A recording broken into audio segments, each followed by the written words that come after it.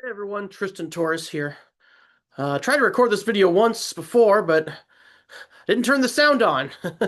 So, it's the trials of recording this content is sometimes you waste 5 minutes of your life, but hey, you know, can't get it back, so no reason to complain. Anyway, I've been reading the New York Times interview that Trump gave um, on Sunday the 11th. Bunch of nonsense. I couldn't get through it.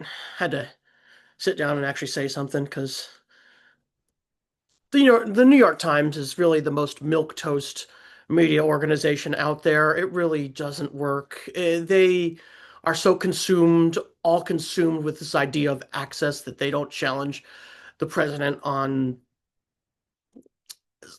just the most basic facts. They were basically talking about the outrageously sadistic and completely unprovoked murder of Renee Nicole Good, and all they could say was, "Sir, do you think that that was appropriate?" And instead of actually taking an objective position, hey, none of this was lawful, and she didn't deserve to die, and she wasn't trying to run over anybody. Instead, it was like, well, please don't throw us out of the White House, man. Please just let's pretend that this is a completely okay thing.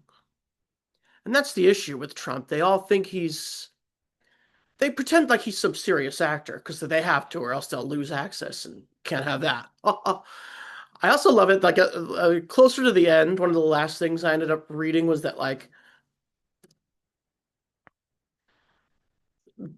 Trump was saying that Biden didn't that he didn't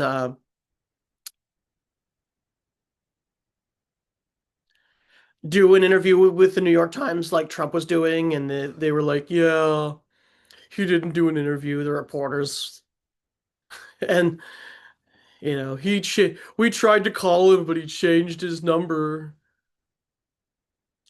And no wonder their election coverage was so awful. Um, it's a way to hold a grudge, be super vindictive, and of course that's what they do.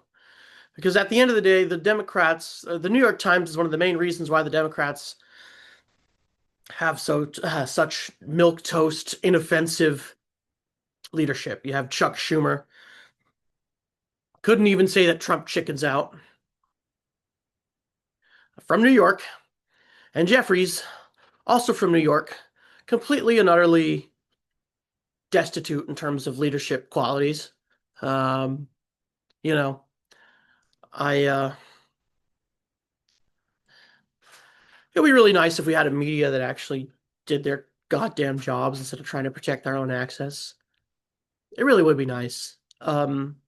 I guess it's too much to ask from the New York Times and the Washington Post and all those other things. That's why I don't read them unless I have to for videos like this. But yeah, if you guys want real news, it's out there. Just gotta look for it. Not in your mainstream paper, I'll tell you that. Not in any of the big national serious serious and academic newspapers as much as they claim they are. They leave out obvious truths and they don't tell the story the way it should be told. Um, so don't read them. I know I'm not going to. Sure as hell not going to be paying for it. Um, but yeah, I it's time to hit the road before my cat decides to jump on the keyboard, which she did in the last video, but she hasn't right now. So I'm gonna quit while I'm ahead. Anyways, you all take care, and I'll see you in the next one.